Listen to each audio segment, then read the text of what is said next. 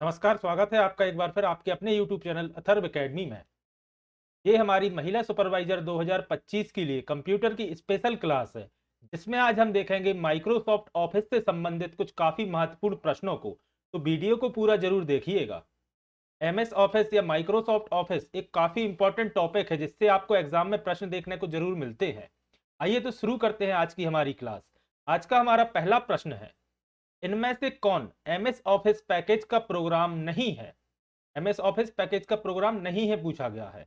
Option दिया गया है MS Word, MS Excel, MS Access और वर्ड पैड। तो याद रखिएगा MS वर्ड, MS एक्सेल और MS एक्सेस, इसके अलावा MS पावर पॉइंट, यह सभी माइक्रोसॉफ्ट ऑफिस पैकेज के प्रोग्राम होते हैं, लेकिन वर्ड पैड माइक्रोसॉफ्ट ऑफिस का प्रोग्राम नहीं है। तो ऑप्शन नंबर डी इसका सही जवाब होगा। आइए बढ़ते हैं अगले प्रश्न की तरफ। हमारा अगला क्वेश्चन है, एमएस एक्सेस एक्सेल कैसा प्रोग्राम है? ऑप्शन है डाटाबेस, प्रेजेंटेशन, वर्ड या स्प्रेडशीट। तो याद रखिएगा एमएस एक्सेल के बारे में पूछा गया है, तो एमएस एक्सेल एक डेटाबेस प्रोग्राम है। तो ऑप्शन नंबर ए इस क्वेश्चन का सही जवाब होगा। आइए बढ़ते हैं अपने अगले प्रश्न की तरफ। अगला प्रश्न है, एमएस वर्ड किसके लिए प्रयोग किया जाता है? ऑप्शन है चित्र डाटा संशोधन हेतु, पद्यांश डाटा संशोधन हेतु, संख्यात्मक डाटा संशोधन हेतु या इनमें से कोई नहीं। तो याद रखिएगा एमएस वर्ड का प्रयोग पद्यांश डाटा संशोधन हेतु किया जाता है। तो ऑप्शन नंबर बी इस प्रश्न का सही जवाब होगा। आप सभी जानते हैं एमएस वर्ड का इस्तेमाल टेक्स्ट डाटा के लिए किया जाता है। आइए बढ़ते हैं अगले क्वेश्चन की तरफ। अगला प्रश्न है, टेक्स्ट में पंक्ति के आरंभ में जाने के लिए प्रयुक्त की कौन सी है? तो याद रखिएगा टेक्स्ट में पंक्ति के आरंभ में जाने के लिए होम की का इस्तेमाल किया जाता है। तो ऑप्शन नंबर ए इस प्रश्न का सही जवाब होगा। अगला प्रश्न है, किसी कॉलम में टेक्स्ट पर अलाइन होते हैं, किस कॉलम में टेक्स्ट कर अलाइन होते हैं? तो याद रखिएगा इसका सही जवाब होगा, इसी कॉलम में टेक्स्ट लेफ्ट अलाइन होते हैं। तो इसका सही जवाब होगा लेफ्ट। इस तरह से कोई भी कॉलम रहेगा तो आप देखिएगा कि सभी टेक्स्ट पहले लेफ्ट अलाइन होते हैं इस तरह से। उसके बाद आप इसे चेंज कर सकते हैं, लेकिन शुरुआती तौर में यह लेफ्ट साइड अलाइन होते हैं। अगला प्रश्न है, फाइल में चार्ट बनाने के लिए क्या प्रयोग किया जाता है? ऑप्शन है चार्ट विजार्ड, बार विजार्ड, पाई चार्ट या इनमें से कोई नहीं। तो याद रखिएगा फाइल में चार्ट बनाने के लिए चार्ट विजार्ड का इस्तेमाल किया जाता है। ऑप्शन नंबर ए इसका सही जवाब होगा, चार्ट विजार्ड। अगला प्रश्न है, प्रिंट के लिए कौन सा मेन्यू सेलेक्ट किया जाता है? ऑप्शन दिया गया है एडिट मेन्यू, स्पेशल, फाइल या टूल्स। तो याद रखिएगा प्रिंट ऑप्शन के लिए फाइल मेन्यू को सिलेक्ट किया जाता है। तो ऑप्शन नंबर सी इस प्रश्न का सही जवाब होगा। आइए बढ़ते हैं अगले क्वेश्चन की तरफ। अगला क्वेश्चन है, उपयोगकर्ता डॉक्यूमेंट को जो नाम से जाने जाते हैं उसे क्या कहते हैं? ऑप्शन है फाइल नेम, प्रोग्राम, रिकॉर्ड या डाटा। तो याद रखिएगा उपयोगकर्ता डॉक्यूमेंट को जो नाम देता है उसे फाइल नेम के नाम से जाना जाता है। तो ऑप्शन नंबर ए इस प्रश्न का सही जवाब होगा। आइए बढ़ते हैं अपने अगले प्रश्न की तरफ। अगला प्रश्न है, विद्यमान डॉक्यूमेंट को परिवर्तन करना डॉक्यूमेंट में क्या कहलाता है? ऑप्शन है क्रिएटिंग, एडिटिंग, मॉडिफाइंग या एडजस्टिंग। तो आप सभी जानते हैं इसे एडिटिंग कहा जाता है, किसी डॉक्यूमेंट को परिवर्तन करना। ऑप्शन नंबर 20 का सही जवाब होगा एडिटिंग। आइए बढ़ते हैं अपने अगले प्रश्न की तरफ। अगला प्रश्न है, कट, कॉपी और पेस्ट सेल के कंटेंट्स को कौन डिस्प्ले करता है? ऑप्शन दिया गया है नंबर बॉक्स, रो हेडिंग, फॉर्मूला बार या टास्क पेन। तो याद रखिएगा इस प्रश्न का सही जवाब होगा फॉर्मूला बार। एक प्रश्न और पूछा जाता है, कट, कॉपी, पेस्ट के लिए कौन सा मेन्यू सिलेक्ट किया जाता है? तो याद रखिएगा कट, कॉपी, पेस्ट के लिए एडिट मेन्यू सिलेक्ट किया जाता है। और एडिट मेन्यू के कंटेंट को कौन डिस्प्ले करता है? तो याद रखिएगा एडिट मेन्यू के कंटेंट को फॉर्मूला बार डिस्प्ले करता है। इस तरह से इसका सही जवाब होता है option number C, formula bar. अगला प्रश्न है, शब्द संसाधन में डॉक्यूमेंट के भीतर टेक्स्ट को एक स्थान से दूसरे स्थान पर ले जाने को क्या कहते हैं? ऑप्शन है clip art, search and replace, cut and paste या ब्लॉक ऑपरेशन। तो याद रखिएगा शब्द संसाधन में डॉक्यूमेंट के भीतर टेक्स्ट को एक स्थान से दूसरे स्थान पर ले जाने के लिए कट एंड पेस्ट कहा जाता है। तो ऑप्शन नंबर सी इसका सही जवाब होगा।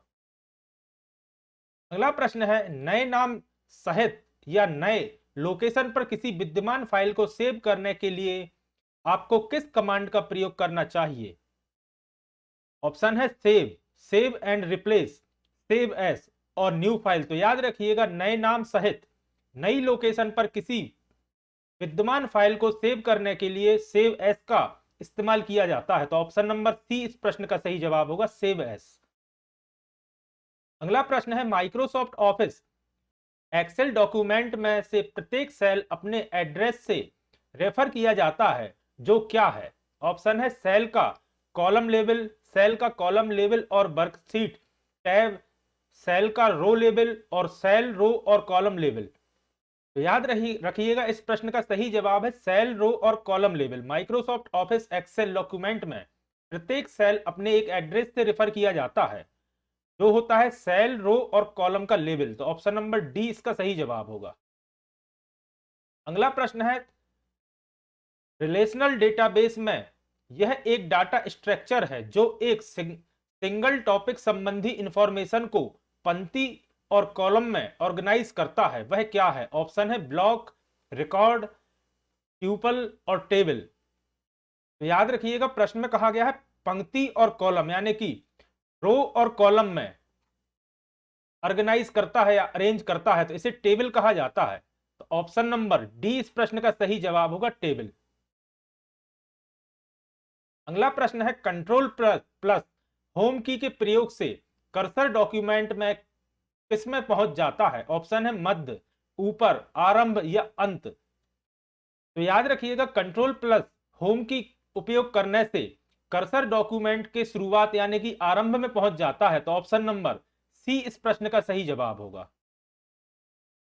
अगला प्रश्न है माइक्रोसॉफ्ट ऑफिस क्या है। ऑप्शन दिए गए हैं शेयरबेस है, पब्लिक डोमेन सॉफ्टवेयर है, ओपन सोर्स सॉफ्टवेयर है और एक पब्लिक एप्लीकेशन सूट है। तो याद रखिएगा माइक्रोसॉफ्ट ऑफिस एक एप्लीकेशन सूट होता है। तो ऑप्शन नंबर डी इस प्रश्न का सही जवाब होगा।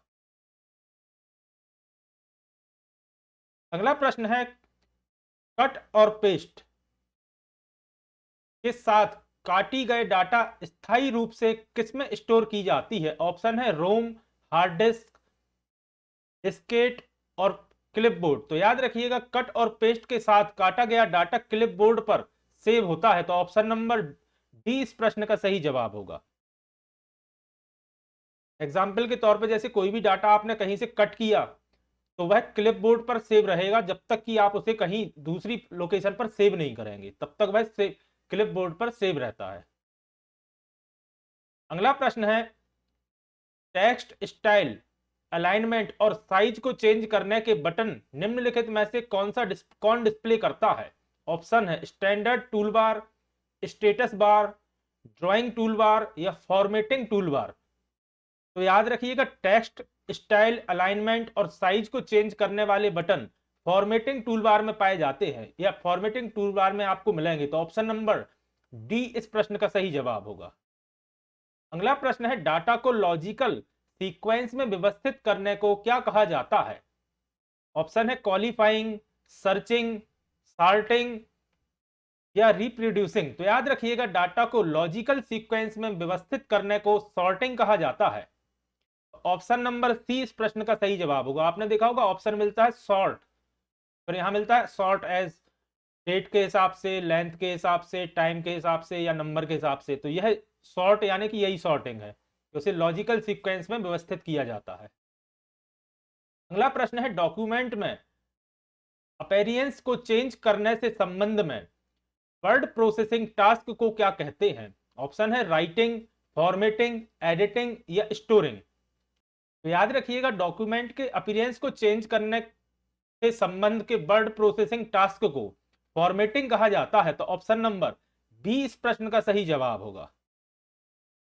अगला प्रश्न है किसी वर्तमान डॉक्यूमेंट को अलग नाम सहित करने के लिए आप क्या करेंगे। ऑप्शन दिया गया है डॉक्यूमेंट रिवाइज कर रिवाइज पर इसे अलग नाम देंगे, सेव एज कमांड को प्रयुक्त करेंगे, होल्ड डॉक्यूमेंट से एक नया डॉक्यूमेंट में कॉपी करेंगे और फिर उसे सेव करेंगे, या किसी अलग लोकेशन पर डॉक्यूमेंट को कॉपी करने के लिए विंडो एक्सप्लोरर का उपयोग कर उसे नया नाम देंगे। तो याद रखिएगा, किसी वर्तमान डॉक्यूमेंट को अलग नाम सहित करने के लिए, सेव करने के लिए आप सेव एज कमांड प्रयुक्त करेंगे। तो ऑप्शन नंबर बी इस प्रश्न का सही जवाब होगा। अगला प्रश्न है, टेक्स्ट को पंक्ति से आरंभ में जाने के लिए किस की का उपयोग किया जाता है? ऑप्शन है होम की का, एस्केप का, पेज अप का, या एंटर का। तो याद रखिएगा, टेक्स्ट को पंक्ति के आरंभ में ले जाने के लिए होम की का इस्तेमाल किया जाता है। तो ऑप्शन नंबर ए इस प्रश्न का सही जवाब होगा। अगला प्रश्न है, बाद में टेक्स्ट की फॉर्मेटिंग करते समय किस ग्रुपिंग में कार्य किया जाता है? ऑप्शन है टेबल, पैराग्राफ और इंडेक्सेस में, पैराग्राफ, इंडेक्सेस और सेक्शंस में, कैरेक्टर, सेक्शंस और पैराग्राफ में, या इंडेक्स, कैरेक्टर्स और टेबल्स में। तो याद रखिएगा, यहां वर्ड है, बाद नहीं है। वर्ड में टेक्स्ट की फॉर्मेटिंग करते समय उसे कैरेक्टर, सेक्शंस और पैराग्राफ में ग्रुपिंग किया जाता है। तो ऑप्शन नंबर सी इस प्रश्न का सही जवाब होगा। सबसे पहले रहता है कैरेक्टर, फिर सेक्शंस, फिर पैराग्राफ। अगला प्रश्न है, नीचे दिए गए पद में से कौन स्प्रेडशीट सॉफ्टवेयर से संबंधित नहीं है? याद रखिएगा, स्प्रेडशीट सॉफ्टवेयर से पूछा गया है। ऑप्शन है वर्कशीट, सेल, फॉर्मूला और वायरस डिटेक्शन। तो याद रखिएगा, वर्कशीट, सेल, फॉर्मूला, यह तीनों स्प्रेडशीट सॉफ्टवेयर से संबंधित है, लेकिन वायरस डिटेक्शन इसका कार्य नहीं है। तो ऑप्शन नंबर डी इस प्रश्न का सही जवाब होगा। यह होता है एंटीवायरस का कार्य। अगला प्रश्न है, वर्ड प्रोसेसिंग, स्प्रेडशीट और फोटो एडिटिंग किसके उदाहरण है? ऑप्शन है application software, system software, operating system, या प्लेटफॉर्म सॉफ्टवेयर। तो याद रखिएगा, वर्ड प्रोसेसिंग, स्प्रेडशीट और फोटो एडिटिंग यह सभी एप्लीकेशन सॉफ्टवेयर के उदाहरण होते हैं। तो ऑप्शन नंबर ए इस प्रश्न का सही जवाब होगा।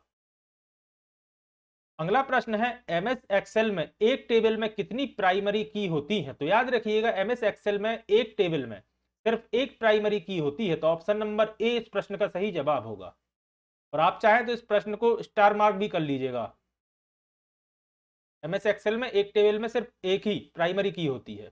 अगला प्रश्न है, कौन सी सेल दो या दो से अधिक सेल को कमान कर सकती है, कमान कर एक सिंगल सेल बनाता है? ऑप्शन है फॉर्मेटिंग, मर्जिंग, एवेंडिंग, या रिप्लीटिंग। तो याद रखिएगा, मर्जिंग, मर्जिंग कमांड से आप दो या दो से अधिक सेल को एक सिंगल सेल बना सकते हैं। तो ऑप्शन नंबर रहेगा बी इसका सही जवाब, मर्जिंग। मर्जिंग मतलब जोड़ना।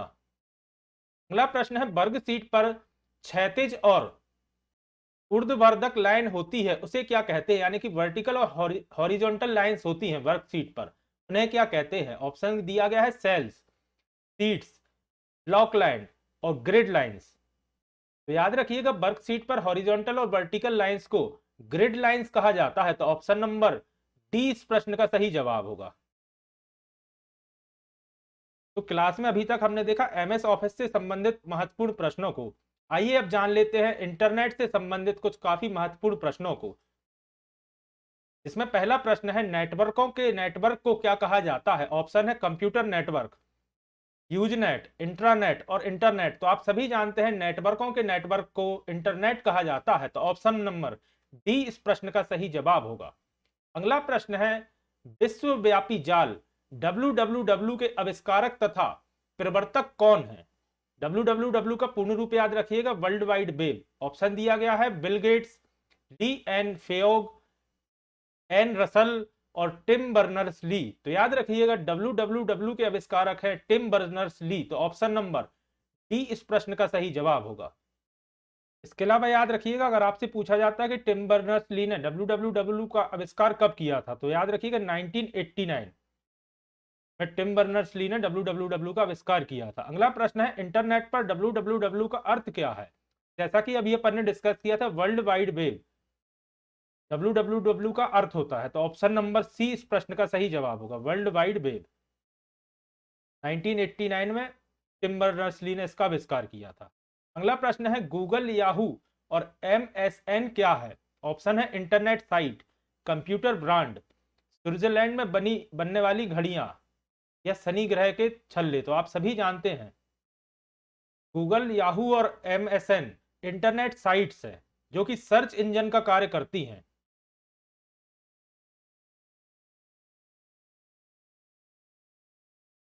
ऑप्शन नंबर ए इस प्रश्न का सही जवाब होगा।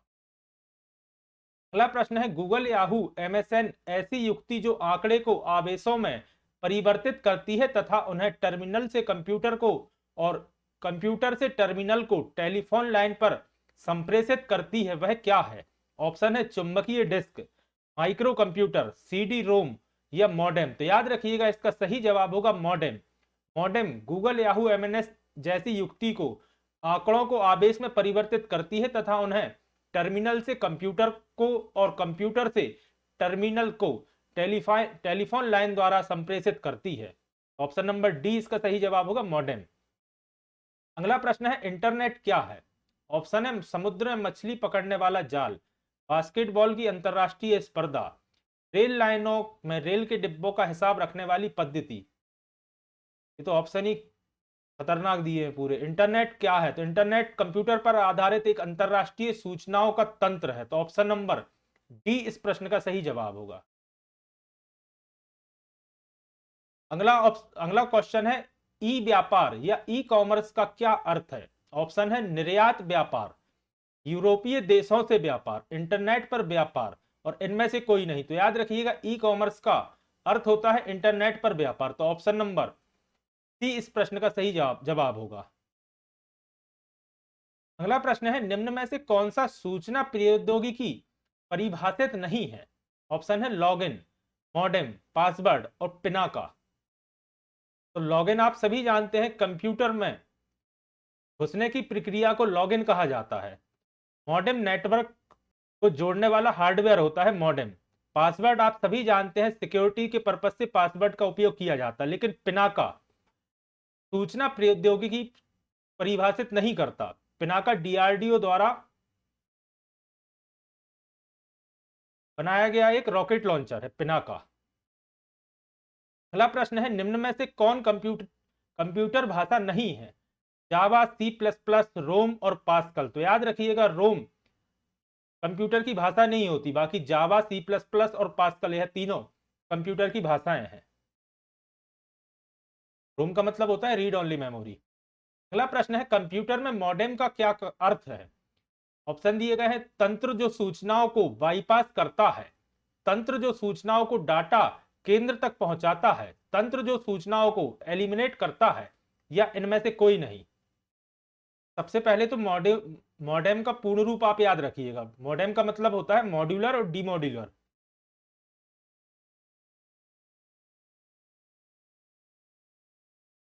मॉडेम का कार्य होता है एनालॉग सिग्नल को डिजिटल सिग्नल में कन्वर्ट करना और डिजिटल को एनालॉग में कन्वर्ट करना, जो कि ऑप्शन में नहीं दिया गया है। तो ऑप्शन नंबर डी इसका सही जवाब होगा, इनमें से कोई नहीं। आइए बढ़ते हैं अपने अगले प्रश्न की तरफ। एनालॉग से डिजिटल और डिजिटल से एनालॉग, याद रखिएगा। अगला प्रश्न है निम्न में से कौन वर्ल्ड वाइड वेब का आविष्कारक माना जाता है? क्वेश्चन रिपीट हो गया, बाकी ऑप्शन नंबर सी इसका सही जवाब होगा टिम बर्नर्स ली, जिन्होंने 1989 में इसका आविष्कार किया था। अगला प्रश्न है स्पैम किस विषय से संबंधित है? ऑप्शन है कंप्यूटर, कला, संगीत और खेल। तो याद रखिएगा स्पैम का संबंध होता है कंप्यूटर से और मुख्य रूप से इंटरनेट पर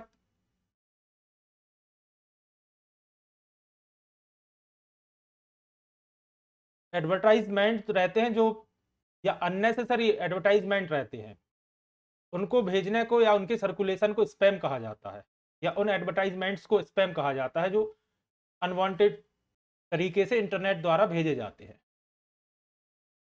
अगला प्रश्न है निम्न में से कौन कंप्यूटर पद नहीं है? ऑप्शन है एनालॉग, बाइनरी कोड, चिप और मोडेम।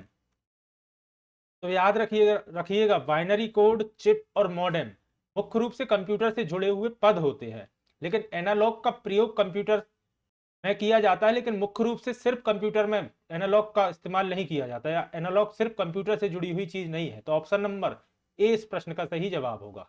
बाकी बाइनरी कोड का आप सभी जानते हैं, कंप्यूटर का पद है, चिप भी कंप्यूटर में इस्तेमाल की जाती है, मॉडेम भी की जाती है, लेकिन एनालॉग एक टाइप के सिग्नल का प्रकार है। अगला प्रश्न है, वेब पेज की परिभाषा होती है अंग्रेजी, पास्कल, HTML, कोई भी भाषा।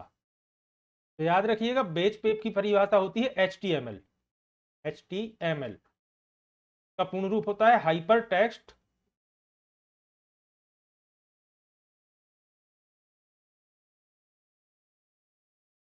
Markup language. Option number C इसका सही जवाब होगा, HTML। अगला प्रश्न है, ईमेल का जन्मदाता किसे माना जाता है?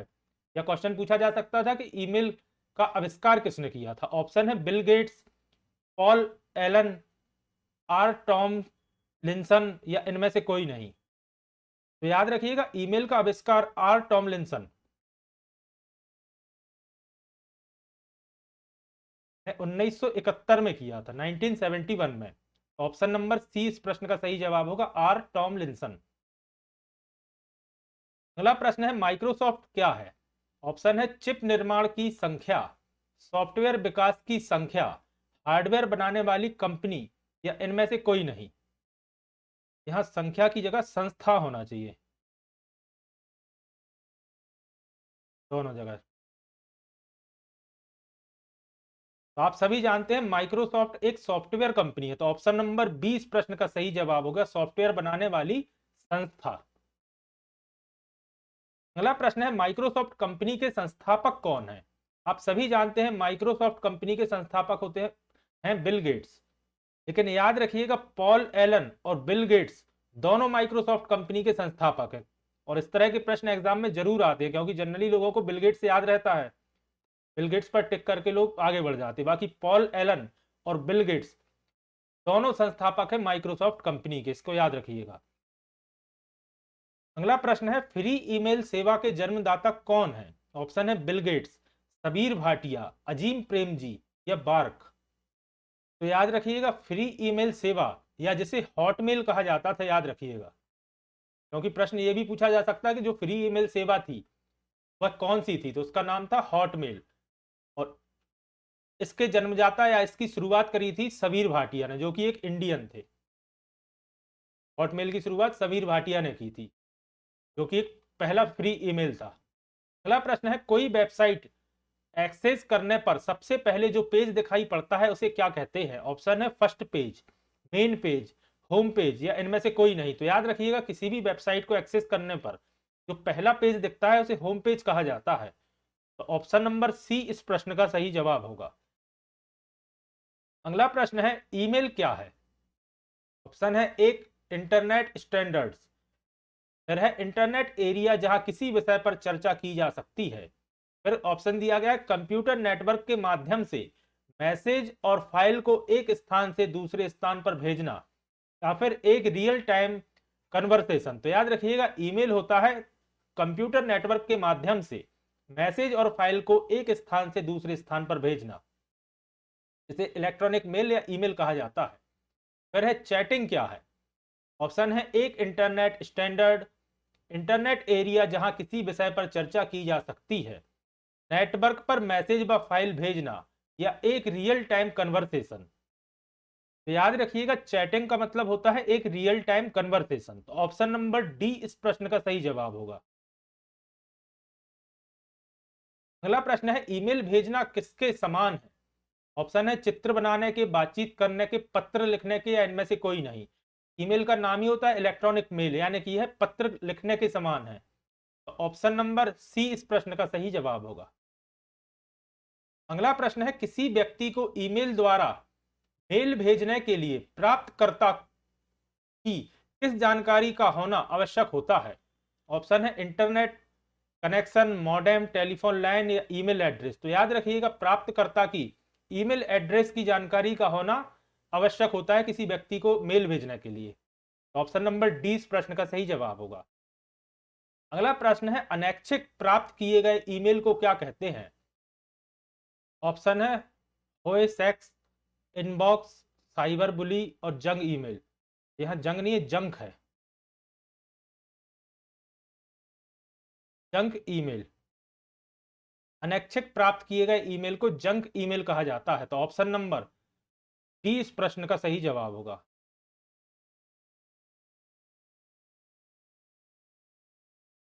अगला प्रश्न है किसी को ईमेल भेजना एक प्रकार से क्या है? किसी को पत्र लिखना, पिक्चर बनाना, फोन पर बात करना, पैकेज को भेजना। तो किसी को पत्र लिखना, ऑप्शन नंबर ए इस प्रश्न का सही जवाब है। अगला प्रश्न है वह गोपनीय जो किसी प्रोग्राम को एक्सेस करने की अनुमति प्रदान करता है वह क्या है? ऑप्शन है user name, web page, virus या पासवर्ड। तो आप सभी जानते हैं वह पासवर्ड है जो किसी प्रोग्राम को एक्सेस करने की अनुमति प्रदान करता है। अगला प्रश्न है ईमेल एड्रेस में दो भाग होते हैं। पहला भाग होता है यूजर नेम जो दूसरे भाग से @ द्वारा अलग रहता है, तो इसमें दूसरा भाग क्या होता है? तो ऑप्शन है पासवर्ड, मेल प्रोवाइडर, वेबसाइट का नाम या डोमेन नेम। तो याद रखिएगा पहला होता है ईमेल एड्रेस में यूजर नेम और दूसरा होता है डोमेन नेम, जैसे @gmail.com। तो gmail.com एक प्रकार का डोमेन नेम है। अगला प्रश्न है इंटरनेट पर प्रयुक्त होने वाला मानक प्रोटोकॉल क्या है? तो याद रखिएगा इंटरनेट पर प्रयुक्त होने वाला मानक प्रोटोकॉल है TCP/IP। तो ऑप्शन नंबर ए इस प्रश्न का सही जवाब होगा। आईपी का मतलब ही होता है इंटरनेट प्रोटोकॉल। अगला प्रश्न है किसी वेबसाइट के पहले प्रदर्शित होने वाले पेज को क्या कहते हैं? तो आप सभी जानते हैं उसे होम पेज कहा जाता है। तो ऑप्शन नंबर सी इस प्रश्न का सही जवाब होगा। ये क्वेश्चन शायद रिपीट हो गया है। अगला प्रश्न है निम्नलिखित में से कौन सा कम्युनिकेशन प्रोटोकॉल प्रत्येक कंप्यूटर के लिए मानक सेट करता है जो कि वेब आधारित सूचना को एक्सेस करती है? ऑप्शन है XML, DML, HTTP या HTML। तो याद रखिएगा इसका सही जवाब है HTTP।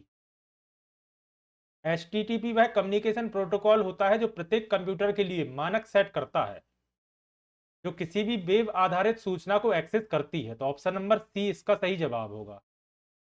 तो ये थी आज की हमारी कंप्यूटर की महत्वपूर्ण क्लास जिसमें आज हमने MS ऑफिस और इंटरनेट से संबंधित कुछ काफी महत्वपूर्ण प्रश्नों को देखा है।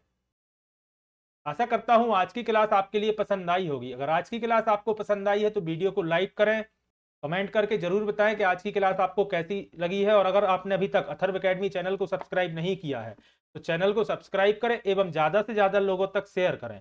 जल्द ही फिर हाजिर होता हूं अपनी अगली क्लास के साथ। धन्यवाद।